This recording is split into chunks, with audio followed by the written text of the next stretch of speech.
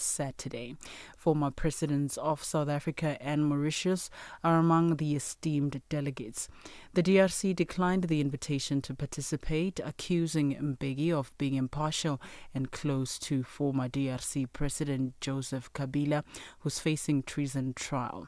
Former Mozambique President Joachim Chissano says that the stability in the continent is hampered by corruption, the lack of governance, and post-election violence. One area that we should focus on is the holding of credible elections. Post-elections violence has been on the rise in Africa, underlying the volatility of electoral processes in our continent. We have seen a significant rise in challenges to the way electoral processes are conducted in Africa, with accusations and electoral fraud and vote rigging. Zambia's former Foreign Affairs Minister Joseph Malanji has been convicted on several counts of possession of property suspected to have been acquired from proceeds of crime. In a statement, the government says that Malanji was found guilty of unlawfully possessing several high-value assets, including a Bell 430 helicopter, a Bell 206 jet, and 3 residential properties in Silverest in the capital, Lusaka. The court, however, acquitted Malanji on one count related to the Gibson Royal Hotel in Kitwe, ruling that the prosecution failed to prove the funds used to purchase the property were actually stolen. Malanji is jointly charged with former Secretary to the Treasury Fredson Nyamba, who has been convicted of willful failure to follow procedure in the management of public funds. Sentencing is scheduled for today. The annual 6th Southern African Multidisciplinary Attention Deficit Hyperactivity Disorder Congress is currently underway. The theme for this year is ADHD in the Digital Age, Thriving in a World of Distraction. The Congress is being held virtually with mental health professionals, researchers, and patient advocates from across Africa, exploring how digital environments affect ADHD symptoms and uncover ways to support those with ADHD to thrive. Mental health advocate and Stellenbosch Business School professor Renata Schumann explains the dangers of the digital age. Smartphones, TikTok feeds, and streaming platforms deliver an endless stream of dopamine hits. Dopamine is the neurotransmitter that helps us with attention, concentration, motivation, energy, drive, and joy. Now, for individuals with ADHD who already wrestle with impulsivity and difficulty sustaining attention and motivation, this constant stimulation of screens can really be devastating as they decrease dopamine and it aggravates then the symptoms of what the individual is already struggling with. The Portuguese government has declared a day of national mourning today. This after 15 people died in the derailment of the 140-year-old Gloria funicular tram, a major tourist attraction in Lisbon. 18 people are in hospital, 5 of them in a serious condition. This woman witnessed the crash. Ficou sem freio, cerca de 1,5 metro, ainda fez grande estrondo. It fell about 1.5 meters and made a huge crash. It was packed. Just as we were going to help, we saw another tram coming downhill. The only thing we could do was turn and run toward the avenue. I looked back. I'm sure I saw at least one person manage to get out. They were on the sidewalk when the tram hit the building. For any news stories that you would like to share with us, please do send an email to newsroom@channelafrica.co.za or call us on +27 11 714 4459. For Channel Africa News, I am Nolutando Buthelezi. SABC News. The African Perspective.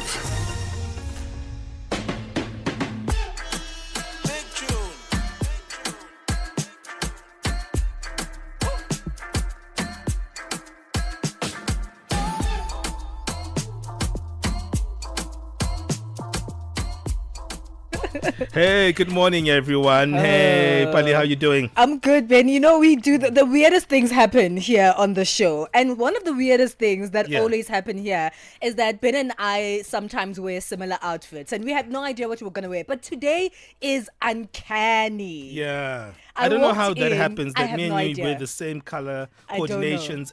I think people think we do coordinate, right? I remember there was a day I was wearing like a very dark denim shirt, and you're also wearing a dark denim shirt. There was a time you were wearing like a striped shirt. I was wearing a striped shirt. And most of the times it's like similar, like, oh, this is so similar. But today it's literally the same outfit on two bodies. We're wearing beige shorts and a beige shirt with darker beige shorts and a lighter beige shirt and socks and sneakers. It's the exact same outfit. It's almost like we called each other in the morning. Ben, what are you wearing today? Terrible. No, it's actually maybe we just in sync, Bali. But if you want to check out our outfits, but if you really want to be part of the studio experience, join us on our live feed at Channel Africa 1 on our YouTube page, but also you can join us on Facebook. We've got very important conversations that are going to be happening on the show today. The first one is very important. There are growing concerns about crime, political unrest, and unpredictable emergencies in many countries. I know here in South Africa the crime rate is something that concerns us. There is also kind of like a trend of kidnappings, right? Yeah, absolutely. There's a huge rise of a trend of kidnappings here in South Africa. And in fact, all across the world, it seems like kidnappings are the trendiest way for, criminals to start making money, whether they're kidnapping for ransom or other reasons. Every day now in the news, we hear a case about kidnapping. So we're going to try and sort of adjust ourselves to how to deal with these situations. Anybody can get kidnapped. I've seen so many videos on social media where, young women, even men are, snatched off the side of the road. Sure. So today we're finding out about survival skills in case of a hostage situation. And we're going to be speaking about a training session of hostage survival. So we're going to be finding out how exactly do you survive a hostage situation? How do you save yourself? Yeah, it's time for our Becoming feature in our second hour. And we'll be looking at, do you have a place in the world if you are a late bloomer? And then in our third hour, we have our Parenting and Family Corner,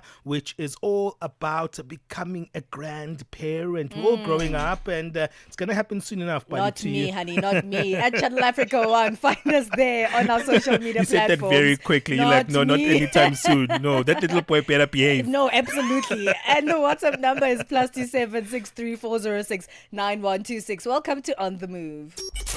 Get set and be ready to go. On the Move with Palesa and Benjamin Moshatama.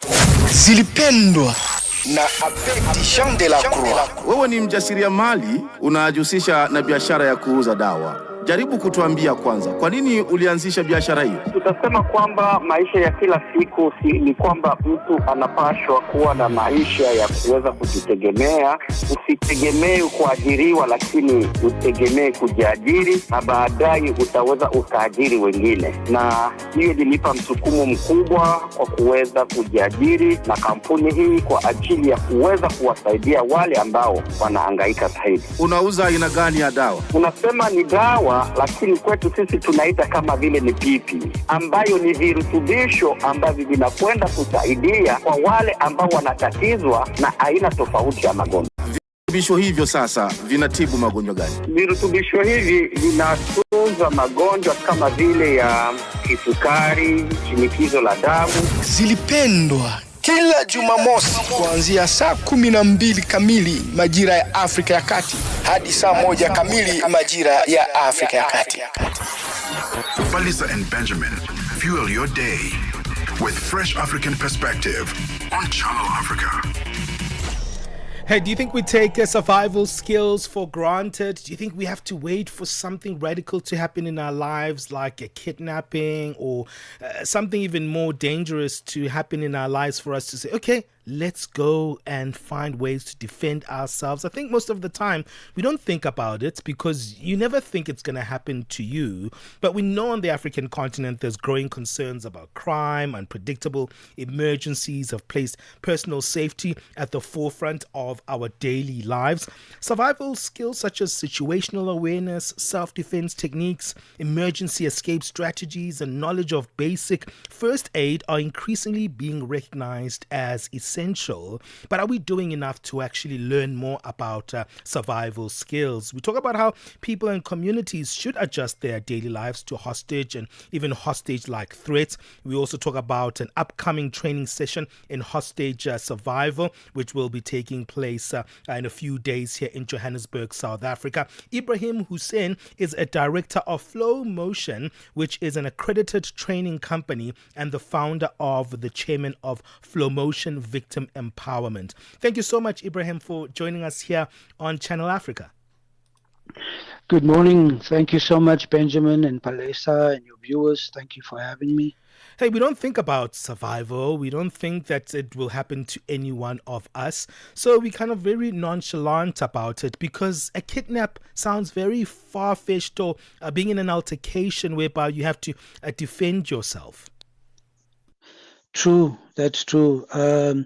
And being prepared is also preparing one's mindset for what is to come and what is expected. So having an understanding of what your captors are about and what kind of situation you are in, as well as insights into their psychology, into the dynamics and survival priorities, will enable individuals to be better informed and to also make good decisions under extreme pressure, Ibrahim, just this morning I was telling Benjamin there was a news story on all the news sources about a businessman who was kidnapped and found yesterday. And of course, his kidnapper, and someone who's well known for kidnapping both in South Africa and Mozambique, was found and went through a shooting altercation with the police and lost his life.